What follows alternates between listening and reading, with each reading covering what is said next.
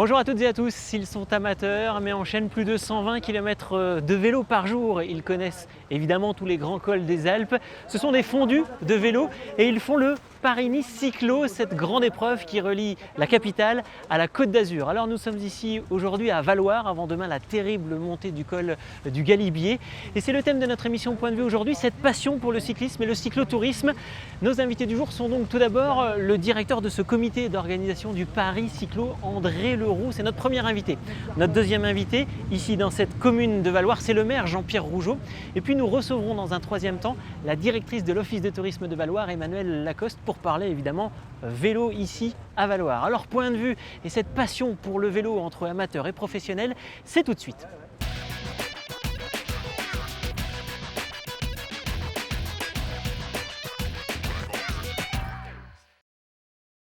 Nous sommes aujourd'hui à Valloire, sur le Paris-Nice Cyclo, sur cette grande épreuve de cyclotourisme.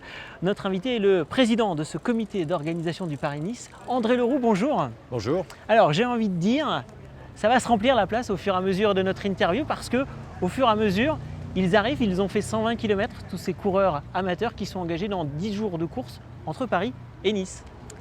Entre Fontainebleau et Nice. Fontainebleau, précisément le départ. Hein. Ouais. Oui, parce que Fontainebleau est situé dans le sud de la région parisienne. Et la première étape étant, c'était Fontainebleau-Nevers, donc moins de problèmes de circulation et tout ça. Alors qu'est-ce que c'est que cette grande épreuve, le Paris-Nice Cyclo? C'est quoi? C'est destiné à qui?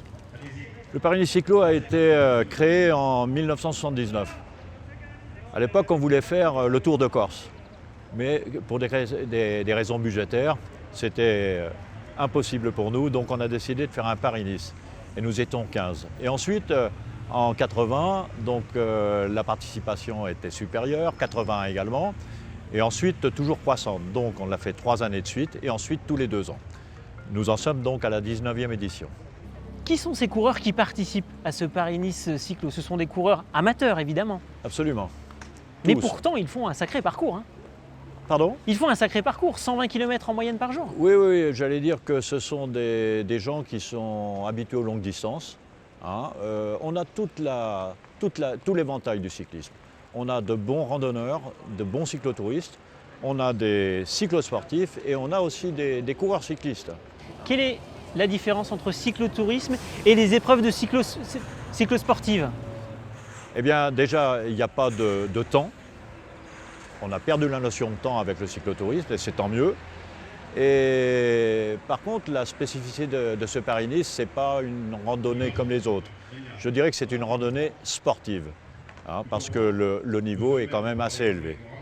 Alors, parlons du parcours. Pour Ouais. comprendre ce niveau élevé, vous traversez des grands cols, 120 km par jour, même dans les étapes de montagne? Absolument. Je crois que c'est de l'ordre de 120 à 130 km dans toutes les étapes de montagne.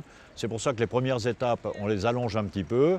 Hein. La première étape faisait 215 km, les 3 suivantes 170, ce qui nous permet ensuite de raccourcir les étapes de montagne. Donc la totalité du parcours fait environ 1500 km avec pas loin de 20 cols. Aujourd'hui, par exemple, quel dénivelé réalisé par les coureurs? On était proche des 3800 mètres. C'est énorme. Ouais. Oui, c'est énorme. Oui. C'est véritablement des très bons cyclistes. Hein. Absolument, ce sont des gens qui sont endurants, ce sont, j'allais dire, de bons diesels, okay, et qui ont l'habitude, donc d'abord qui ont fait une préparation spécifique pour ce Paris-Nice. Alors ce Paris-Nice, le parcours, d'abord il change chaque année. Oui, tous les 2 ans. Vous le changez. Tous les 2 ans, on le change, oui. Alors, décrivez-nous ce parcours. Pourquoi passer aujourd'hui, par exemple, par Valloire et demain le col du Galibier? Pourquoi? Parce que Valloire, c'est une station que je connais bien. On a fait étape à Valloire, je crois que c'est la 4e ou 5e fois qu'on fait étape à Valloire. On le sent bien. Et puis au pied du Galibier, pour ensuite une étape mythique qui est Valloire-Vars avec le Galibier, Izoard et Vars en finale. Mais sur le tracé de ce Paris-Nice, vous vous éloignez très largement du Paris-Nice des professionnels. Et même, j'ai envie de dire, vous allez vraiment les chercher, ces cols. Hein. Absolument. Je vous dirais que s'il n'y avait pas de difficulté, les participants ne seraient pas là. Ils viennent pour rechercher la difficulté. Alors il suffit d'un bon dosage, donc de distance raisonnable, et puis je crois que tout le monde est satisfait. Aujourd'hui, ils sont très très satisfaits de l'étape. Alors justement, parlons des étapes de montagne. Ils ont attaqué la montagne quand, hier, avant-hier? Non, on a attaqué la montagne samedi avec le Grand Colombier, qui est un col très très dur. Donc, je ne sais même pas s'il a été monté par le Dauphiné, mais qui est très rarement monté par les professionnels. Et ensuite? Et ensuite, eh bien, on a monté le col de Plainpalais, le Mont-Revard, et on a terminé hier par la Madeleine. Et alors c'est pas fini, vous dites terminé, mais aujourd'hui donc? Alors aujourd'hui, une étape dure, donc avec un départ avec les lacets de Montvernier, ensuite Glandon, Croix de Fer, le col du Mollard et en finale le col du Télégraphe. Et c'est pas fini puisque derrière, demain on enchaîne? Galibier, Izoard et Vars. Et puis vous passez vraiment par l'intérieur pour arriver jusqu'à Nice. Ouais, mais on va faire un détour dans le Mercantour quand même, parce qu'après Vars, on va monter le col de la Cayolle et le col des Champs. Et l'étape suivante, ce sera le col d'Alos, le col de Restefond. On ne pourra pas monter la cime de la Bonnette parce que je crois qu'il y a de la neige. Et puis le dernier jour, il y aura un seul col, je dirais, c'est le col Saint-Martin. Mais dites-moi, pour enchaîner quand même toutes ces difficultés, il n'y a pas un niveau minimum exigé pour suivre le rythme? Si, il faut bien sûr un kilométrage, je dirais, je demande un minimum de 3000 km. Mais je demande aussi le niveau de préparation. Je demande des références sur le plan sportif. Et quand je vois que des gens ont l'habitude de faire des cyclosportives ou alors de participer à la haute route, des épreuves comme ça, ou des gens qui font de la compétition de haut niveau, qui sont présents, je me dis, il n'y a aucun souci. Alors vous vous emmenez à chaque fois, dans chaque étape, un peloton de combien? 200 coureurs? Là, ils sont près de 180. On part toujours peloton groupé. Et ensuite, je donne le top pour disloquer le peloton pour des mesures de sécurité. C'est le maître mot, pour moi, la sécurité. C'est pour ça qu'on a une équipe, une logistique qui répond justement. Oui, parce qu'on les voit arriver au compte-gouttes, il n'y a pas de notion de chronométrage, donc ils ont combien de temps pour arriver jusqu'à Valloire? Ils arrivent entre quoi, 14h et 17h jusqu'à 19h? 14h et 17h, parfois on me pose la question, la barrière horaire? Est-ce que je vais être hors délai?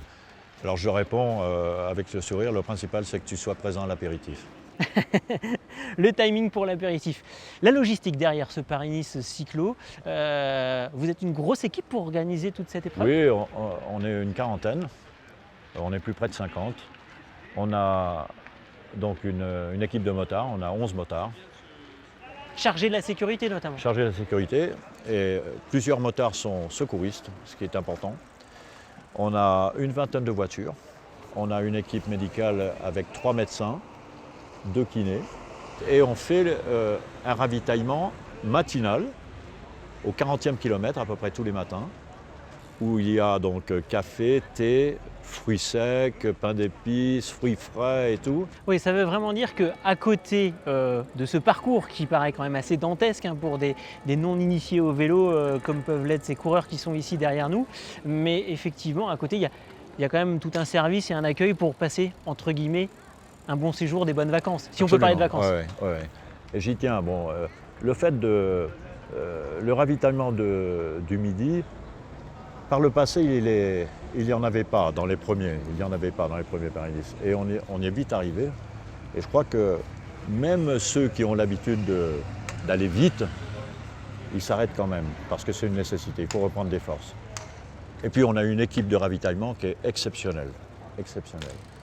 Tout le staff, j'allais dire, me suit depuis près de 20 ans.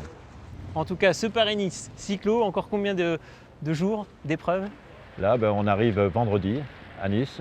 On sera accueilli par la ville de Nice à la colline du Château.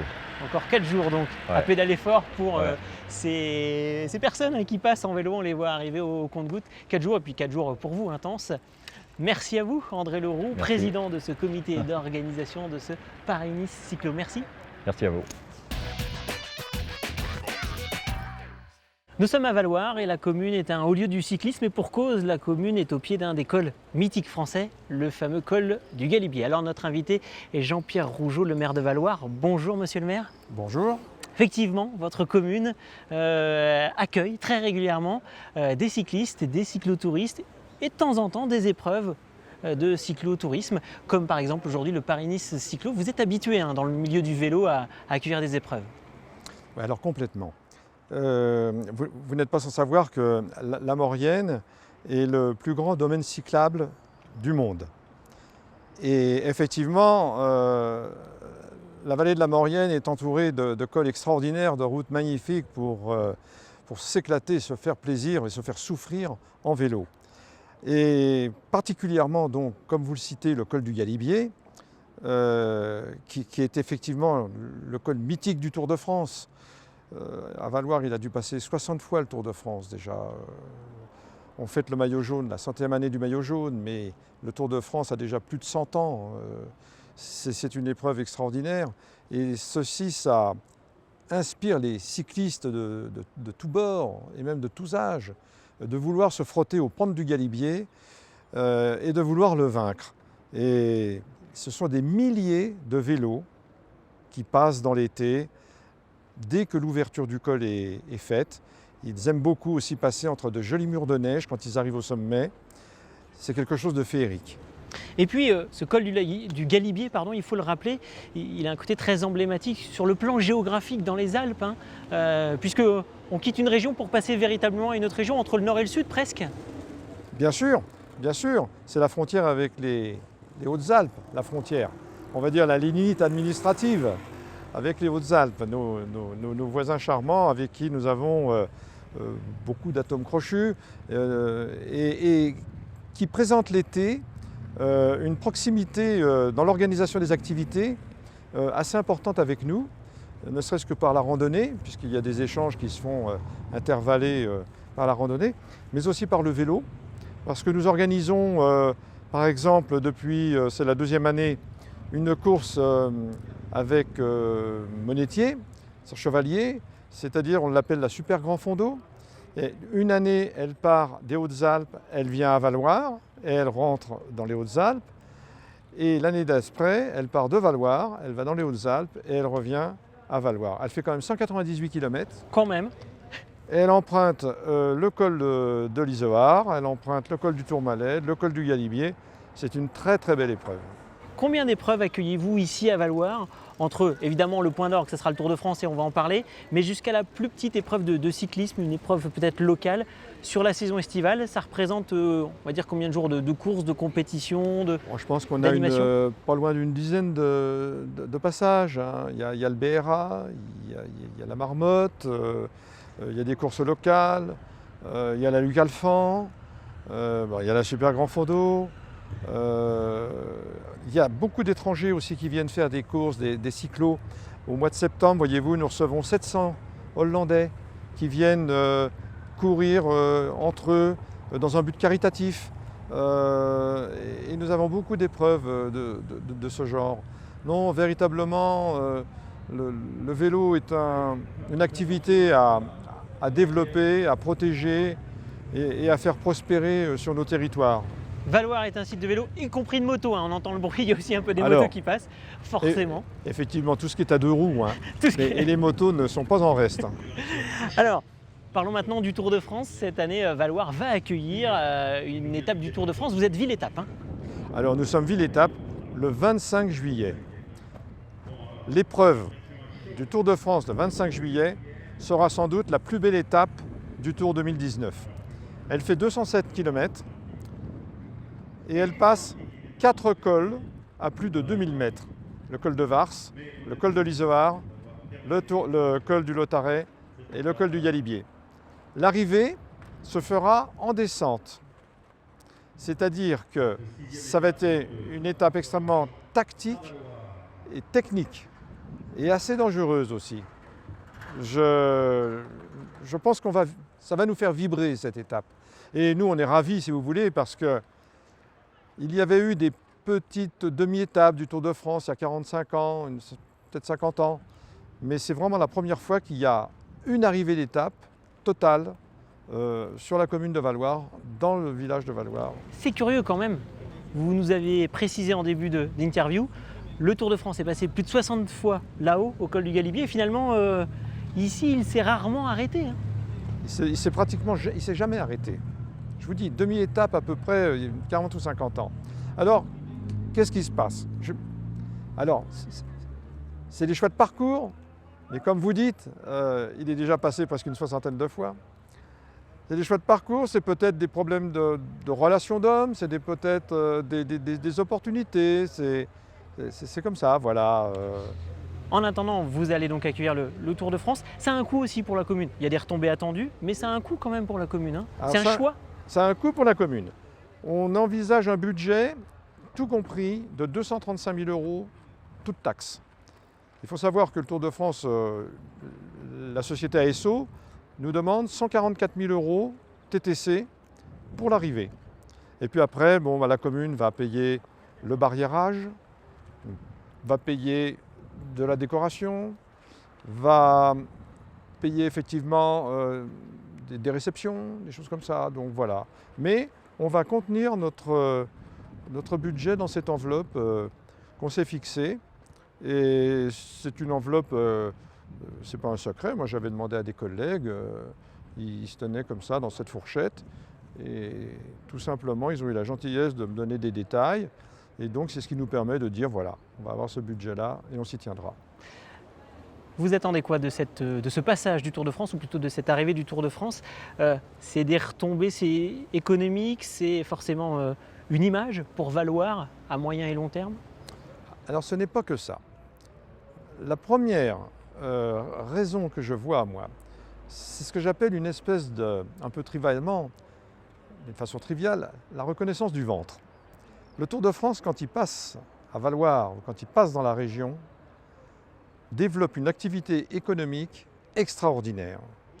Donc si vous voulez, quand des dirigeants d'ASO viennent nous voir et nous disent « Est-ce que vous voulez faire une étape, accueillir une étape du Tour de France? C'est vrai que c'est un budget, c'est ça. » On dit « Ok, il n'y a pas de problème. » Ça permet au Tour de France de vivre. Et ça, c'est quelque chose qu'il faut vraiment pérenniser.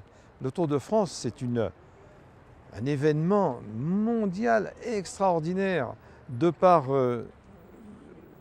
qui se passe en France, qui est un des plus beaux pays du monde, mais aussi de par l'aventure humaine que représente le Tour de France pour ces coureurs qui nous font vivre en direct, chez nous, dans nos salons, leurs souffrances, leurs drames, leurs joies. C'est superbe. Et puis après, effectivement, quand on sait que je crois que c'est 170 ou 180 pays qui vont retransmettre le Tour de France, la notoriété de Valloire va augmenter un grand coup. On saura dans le monde où se trouve Valloire. C'est extrêmement porteur. D'ailleurs, ce n'est pas le jour du Tour de France où on attend les résultats économiques les plus importants. Parce qu'ici, on va quand même avoir des problèmes de circulation. Les routes vont être bloquées très tôt le matin jusqu'à tard le soir. Mais après, et on le vérifie partout où c'est arrivé, après, pendant des années, les gens reviennent sur le lieu de l'étape. Voilà. Je vais vous donner un exemple concret. Les lacets de Montvernier qui sont dans la vallée. Les lacets de Montvernier n'avaient jamais été empruntés par le Tour de France. Il y est passé il y a 2 ans.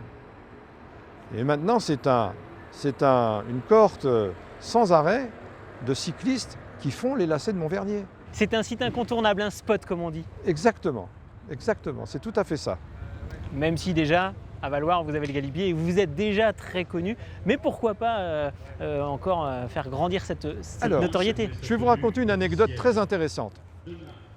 Je n'ai plus exactement l'année, mais Eugène Christophe est passé à Valloire, il a cassé son vélo un peu avant Valloire. Et heureusement que le règlement avait changé. Il a pu emprunter le vélo du curé. Il est redescendu à Saint-Michel avec le vélo du curé. Et il a pu avoir un autre vélo arrivé en bas. Mais ça, c'est quand même quelque chose d'extraordinaire. Et ça, c'est le Tour de France. Et peut-être qu'il y aura une nouvelle anecdote le 25 juillet prochain, vous nous avez dit, monsieur le maire. Alors, le 25 juillet prochain, et j'espère que ça sera une anecdote joyeuse et heureuse. Et heureuse. Merci, monsieur le maire. On a bien noté la date du passage prochain du Tour de France dans votre commune à Valloire, le jeudi 25 juillet. Le jeudi 25 juillet. Merci, voilà. Jean-Pierre Rougeot, maire de Valloire. Merci à vous. Je vous remercie.